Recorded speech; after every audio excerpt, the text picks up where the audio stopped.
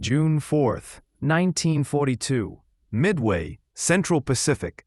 The sun glints off the endless expanse of water, each ripple flashing like molten silver in the morning light.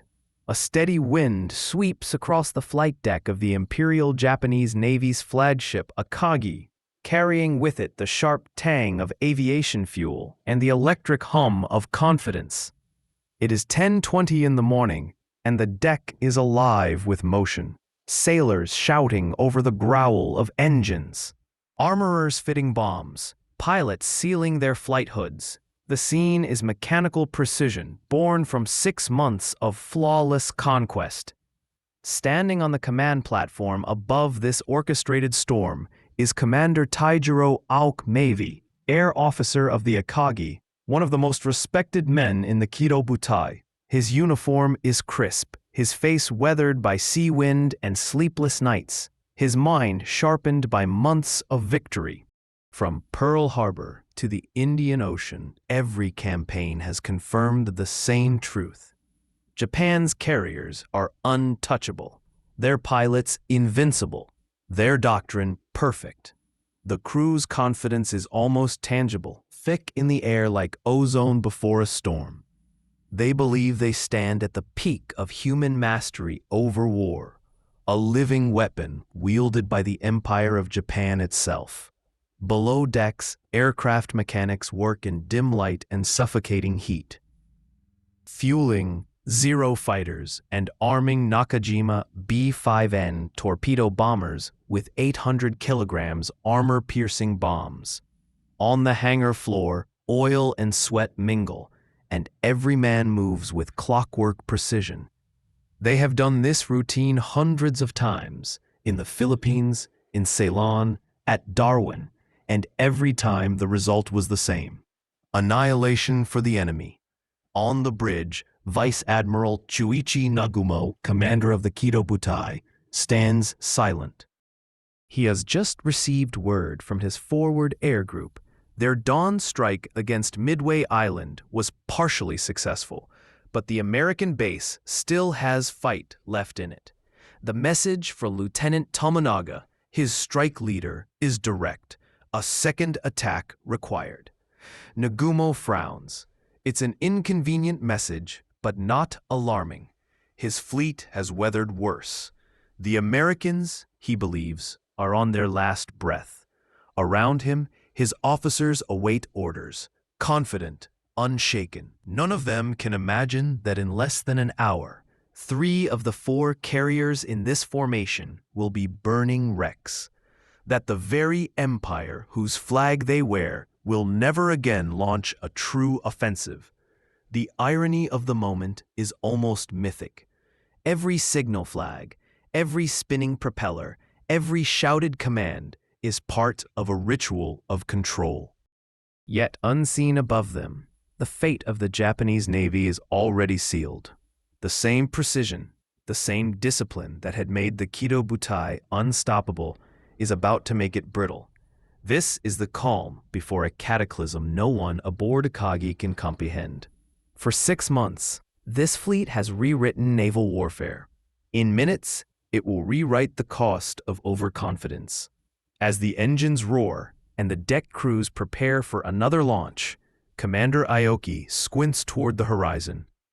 Empty, blue, and endless, he sees no threat, no speck of aircraft, nothing but calm Pacific sky. He cannot know that 36 American SBD Dauntless bombers, flying high and unseen, are even now beginning their dives, sunlight flashing off their wings like falling shards of glass. History will later call this moment the 5 minutes that changed the world. But right now, it feels like just another morning in the Empire's season of triumph. To understand the sheer disbelief that would grip the Imperial Japanese Navy at Midway, you first have to see the world as they did from the summit of their success. For 6 months after Pearl Harbor, Japan's naval air arm, the Kido Butai, or Mobile Strike Force, had been unstoppable. It wasn't just a fleet, it was a revolution in warfare. 6 fleet carriers, Akagi, Kaga, Soryu, Hiryu, Shokaku, and Zuikaku, sailing in tight formation, each a floating airfield, each capable of launching dozens of aircraft within minutes. Together, they formed the most efficient offensive machine the world had ever seen. By the spring of 1942, this force had carved an empire across the Pacific and Indian Oceans. The Americans had been smashed at Pearl Harbor. The British fleet, humiliated in the Indian Ocean, its pride. The HMS Hermes, sent to the bottom. The Dutch and Australians had been brushed aside. Even the British bastion of Ceylon had fallen under air attack. No navy in history had ever projected power this far, this fast, this effectively. But victory came with a hidden poison, a creeping arrogance that would soon corrode everything. The Japanese later gave it a name, Kate Kachi Byo, victory disease. It was the most dangerous condition any military could suffer.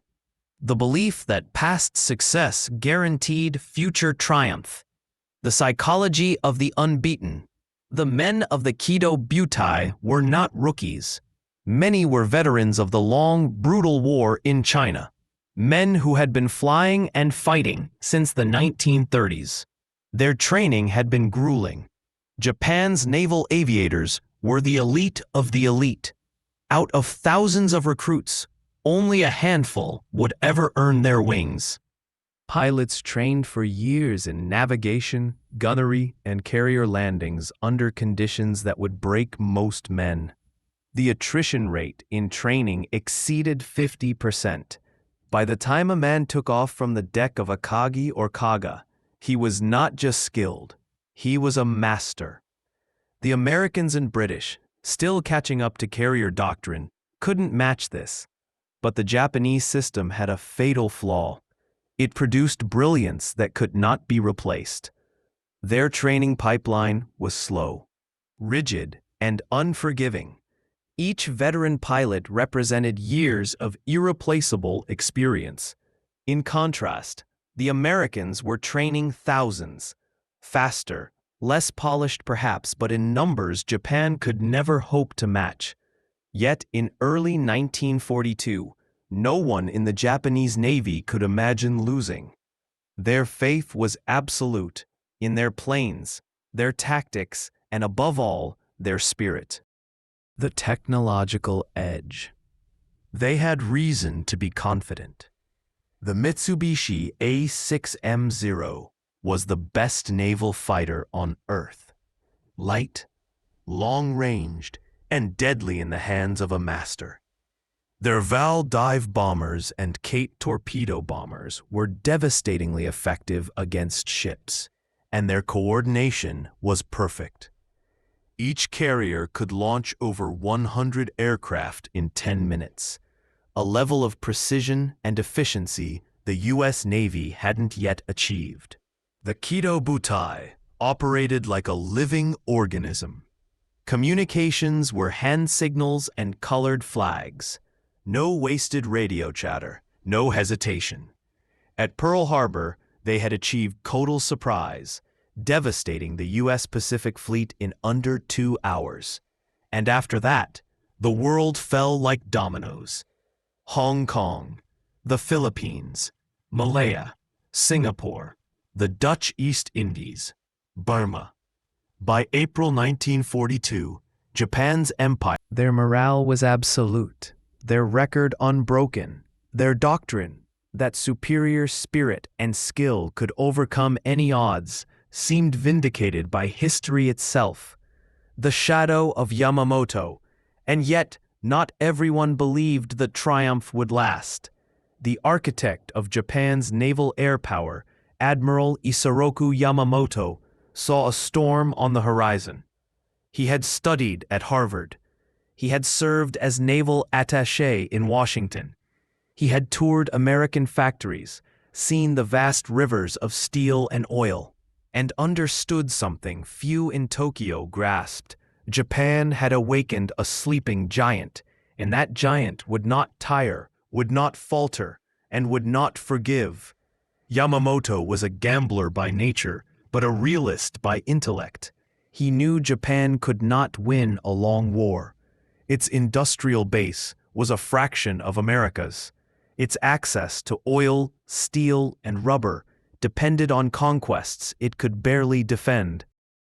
Japan's only hope, he believed, was to win so decisively, so quickly, that America would lose the will to fight. That's why he designed Pearl Harbor, a first strike to break the enemy's spine. It was bold, brilliant, but incomplete, because when the attack ended, 3 American carriers, Enterprise, Lexington, and Saratoga, were still alive. To Yamamoto, that meant one thing: the job wasn't done, and it had to be finished, fast. The empire at its zenith. In the months after Pearl Harbor, the Japanese public saw nothing but victory. Newspapers carried triumphant headlines. Radio broadcasts boasted of the invincible Imperial Navy. In Tokyo, people believed the war might end within a year. But inside the Navy, cracks were forming. Logistics were stretched thin. Intelligence reports grew vague. The Americans, though bloodied, were adapting with stunning speed. Then came the Doolittle Raid, April 18, 1942. 16 American B-25 bombers, launched from the carrier USS Hornet, flew across 600 miles of ocean and bombed Tokyo. The physical damage was minor, but the psychological blow was devastating. For the first time, Japanese civilians heard air raid sirens in their capital. The unthinkable had happened. The enemy had struck Japan itself. Yamamoto's reaction was immediate. He demanded a decisive counterstrike, a blow that would eliminate America's carriers and restore Japan's aura of invincibility. This would not be another raid or battle. This would be the decisive confrontation that Japanese doctrine had been waiting for since before the war began. The single titanic fleet engagement that would decide control of the Pacific. The plan had a name: Operation MI. It would be the most ambitious operation Japan had ever undertaken, a masterpiece of deception and coordination, designed to lure the Americans into a trap they couldn't escape. And at its heart would be the same force that had conquered half the Pacific, the Kido Butai. Led by Nagumo, built on 6 months of triumph, propelled by arrogance, faith, and precision. They believed this battle would end the war. Instead, it would end them. By May 1942, Admiral Isoroku Yamamoto had become both a legend and a prisoner of his own genius. Every Japanese victory since Pearl Harbor had been built on his vision. Swift, audacious strikes launched by carrier task forces operating far from home waters. He had changed the nature of naval warfare, but in doing so, he had also tied his nation's fate to a single, fragile thread. Now, with Tokyo still smoldering from the Doolittle Raid, Yamamoto knew the illusion of Japanese invulnerability had been shattered.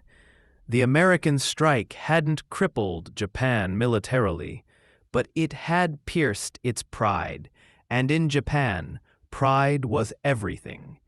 He understood the psychology of his superiors. They needed another grand victory, something to erase the embarrassment, to restore faith in the empire's divine destiny.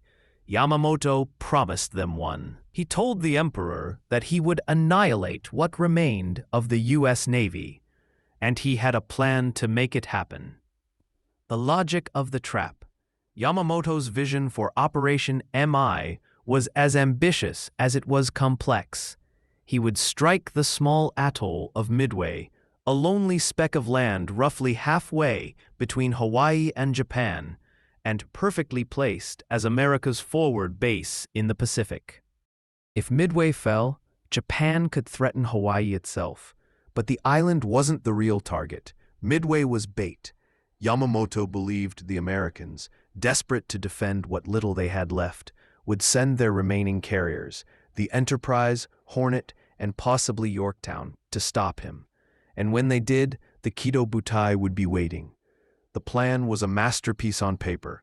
A massive diversionary force would attack the Aleutian Islands in Alaska, drawing away any Northern American forces. Meanwhile, Nagumo's carrier fleet, Akagi, Kaga, Soryu, and Hiryu, would strike Midway itself. Once the Americans rushed to defend it, Yamamoto's main fleet, including the mighty Yamato, the largest battleship ever built, would close in from the west and crush them in a decisive battle. It was the kind of grand fleet engagement that Japanese naval doctrine had dreamed of since the Russo-Japanese War, a Tsushima Strait for the modern age. But there was a fatal assumption buried in the plan, one that would destroy the entire operation. Yamamoto believed the Americans were predictable. For 2 decades, Japanese naval planning had been built around a single philosophy called Kantai Kessen, the decisive battle doctrine.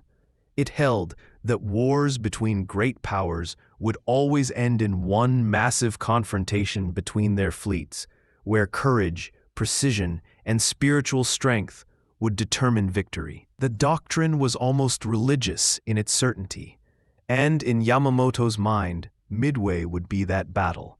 But Kantai Kessen had a blind spot.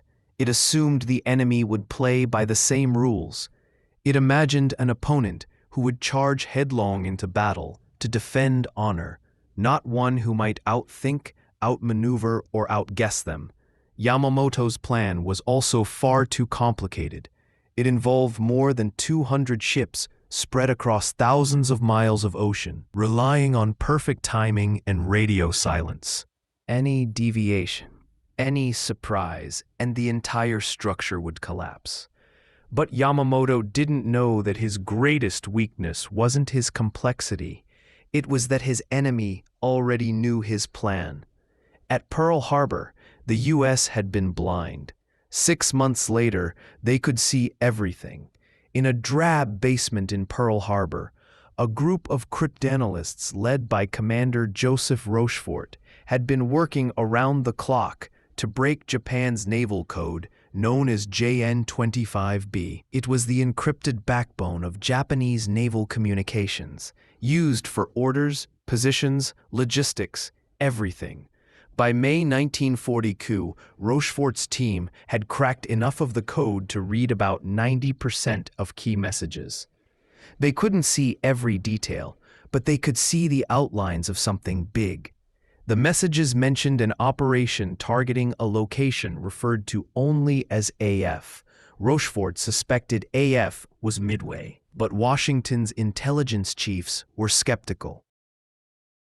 So Rochefort devised a brilliant trick. He told the Midway base commander to send an unencrypted message claiming their water desalination plant had broken down and that the island was short on fresh water. A day later, Japanese intercepts reported that AF is short on water. That was all Rochefort needed. AF was Midway, and now the Americans knew exactly where and when Japan would strike. Armed with this intelligence, Admiral Chester W. Nimitz, commander of the U.S. Pacific Fleet, began a quiet, audacious plan of his own. He would not defend Midway conventionally. He would turn Yamamoto's ambush back against him. Using what remained of his fleet, Nimitz prepared a counter-trap. The carriers Enterprise, Hornet, and the hastily repaired Yorktown would lie in wait northeast of Midway, hidden in the vast Pacific. Yamamoto would think the Americans were reacting, but in reality, they would already be waiting. For once, it would be the Americans who struck from the shadows. While Yamamoto commanded from hundreds of miles behind, the man at the tip of the spear was Vice Admiral Chuichi Nagumo, the same officer who had led the attack on Pearl Harbor.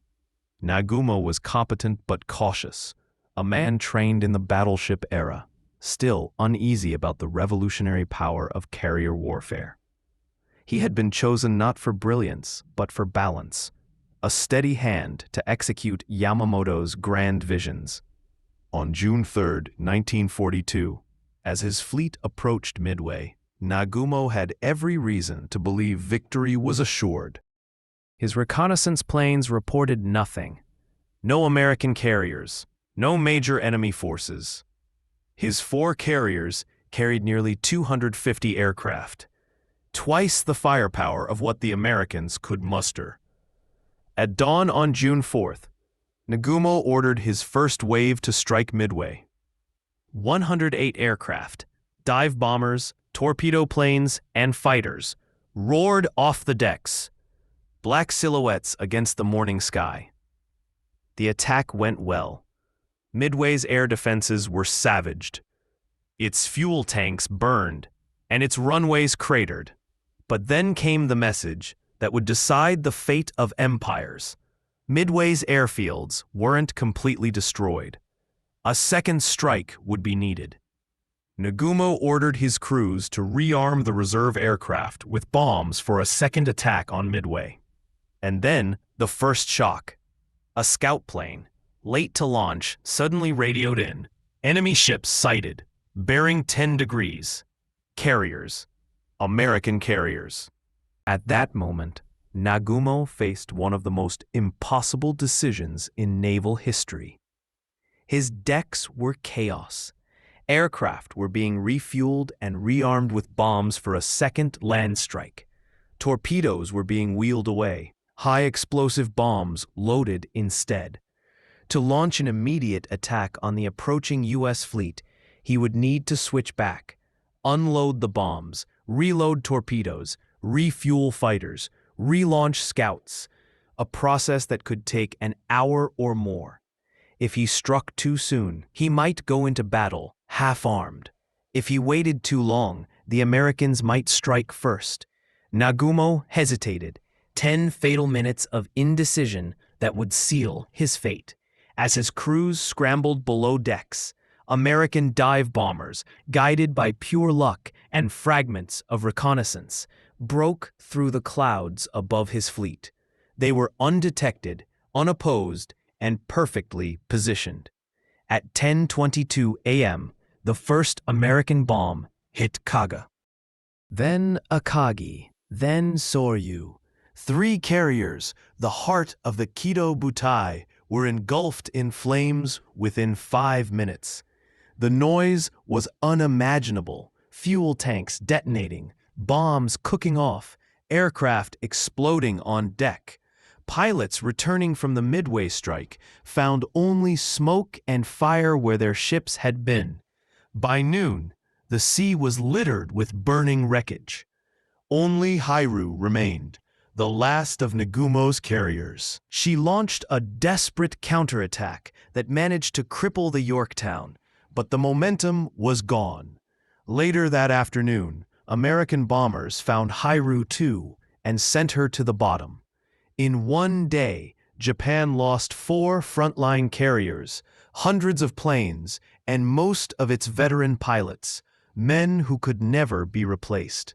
The Kido Butai, the sword of the empire, had been shattered. The black smoke rising from the Pacific on June 4, 1942, marked more than the loss of ships. It marked the end of an illusion. For years, Japan's navy had been the embodiment of precision, power, and pride.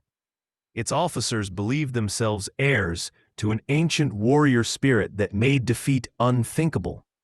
But now, as the Kido Butai burned, that spirit was consumed in the same flames that devoured the Akagi, Kaga, Soryu, and Hiryu. Let's step into that moment, not as distant observers, but through the eyes of the men who lived it. By mid-afternoon, the once unbeatable Japanese carrier fleet was reduced to chaos. The decks of the Kaga were a furnace. Aviation fuel pooled beneath shattered aircraft, turning the ship into a floating inferno.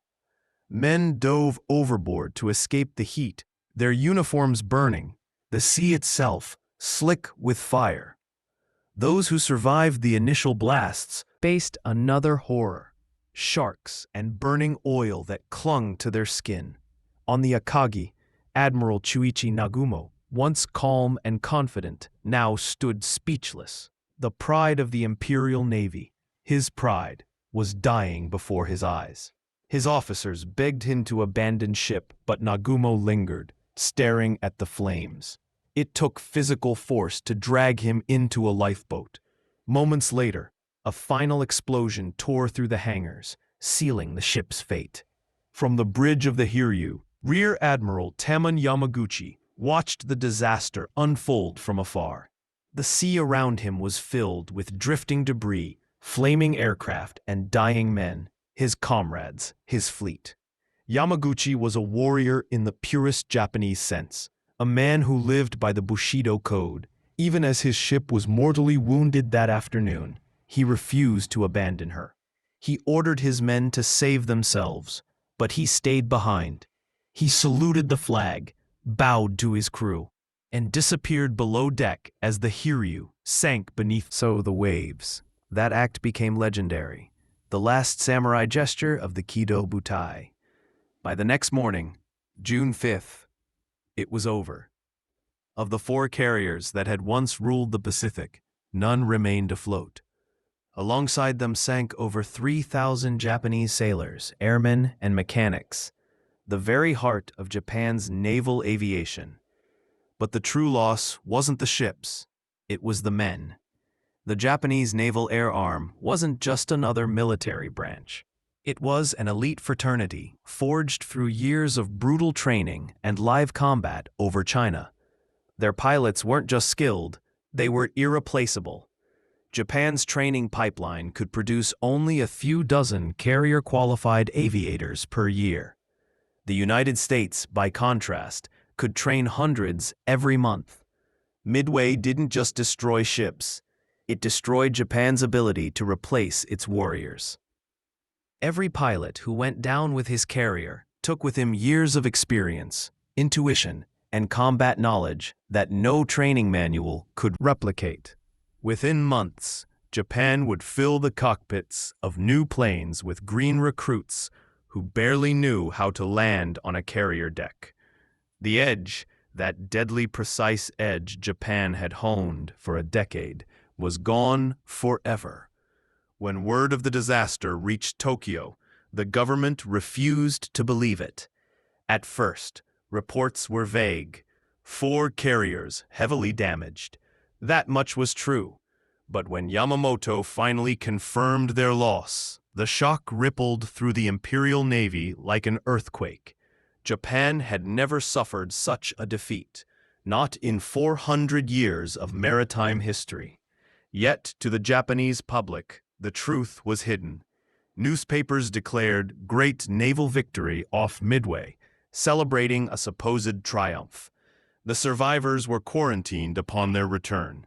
They were forbidden from writing letters, speaking to families, or discussing the battle in any form. Their ships remained listed as active in the official registry, even though their hulls lay at the bottom of the Pacific. The empire had to maintain its myth of invincibility, even as it crumbled beneath its own lies. For Yamamoto, the shame was unbearable.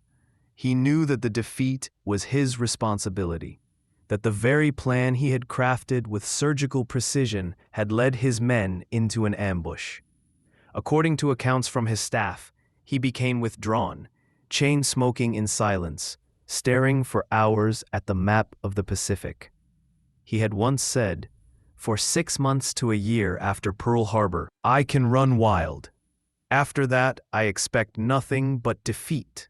Midway came almost exactly 6 months later. His prophecy had come true. For the Americans, Midway was more than a victory. It was vindication. 6 months earlier, the U.S. Pacific Fleet had been crippled. The nation had been humiliated.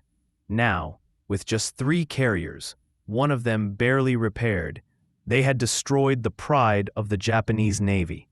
The victory didn't just change morale, it changed strategy. Until Midway, the United States had been fighting defensively, trying to slow Japan's expansion.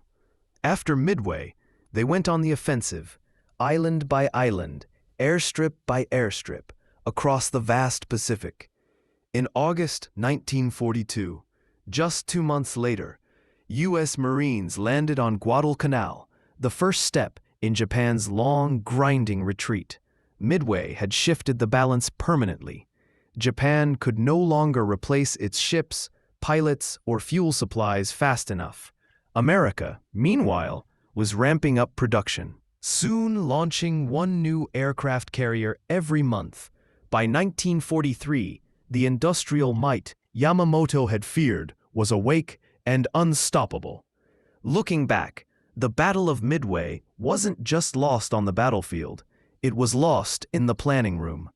The flaws were everywhere. Overconfidence born from victory disease blinded the high command.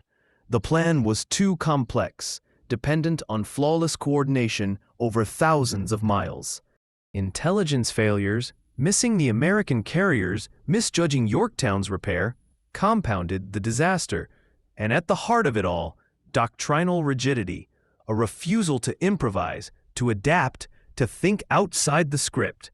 Nagumo's hesitation was the symptom, not the cause.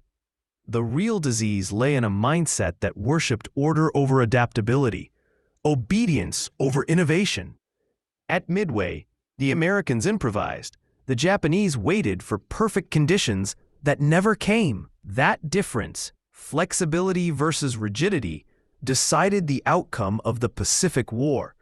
The wrecks of the Akagi, Kaga, Soryu, and Hiryu now rest nearly 17,000 feet below the surface of the Pacific, silent memorials to a lost empire. When deep-sea explorers discovered them decades later, they found twisted metal, empty cockpits, and scattered artifacts, haunting reminders of how quickly power can vanish. Midway is remembered as the moment when the tide of war turned. But it's also a timeless study of human nature, how overconfidence blinds, how systems built on hierarchy crumble under chaos, and how a few minutes of indecision can change the fate of nations. In those 5 fateful minutes, between 10:20 and 10:25 a.m., the trajectory of the Pacific War, and indeed world history, shifted forever. Japan's dream of a greater East Asia co-prosperity sphere died in those flames. America's road to victory began in them. In the months that followed, the Imperial Navy would never again mount a major offensive. From that day forward, Japan fought not for conquest, but for survival. The Battle of Midway didn't just end an era of dominance, it ended an idea. The belief that sheer spirit and precision could defeat industrial power and adaptability. The war that had begun with the thunder of torpedoes at Pearl Harbor had now become a slow, grinding storm that would consume the empire. As one Japanese officer later said, "At Midway, we did not merely lose ships, we lost our future." The Battle of Midway stands as one of history's purest examples of how pride, misjudgment, and human hesitation can change the fate of empires. It's a story not only of strategy and steel, but of hubris and humility.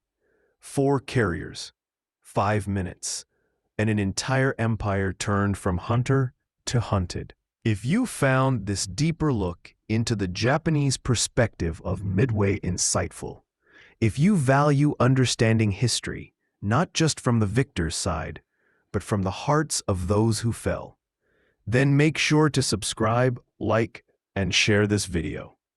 Every day we uncover the hidden truths and untold stories behind history's most defining moments, the facts that textbooks miss and myths oversimplify. Tell us in the comments, what do you think was Japan's greatest mistake at Midway? Was it Nagumo's hesitation, Yamamoto's overconfidence, or the quiet genius of American codebreakers? Let's explore it together.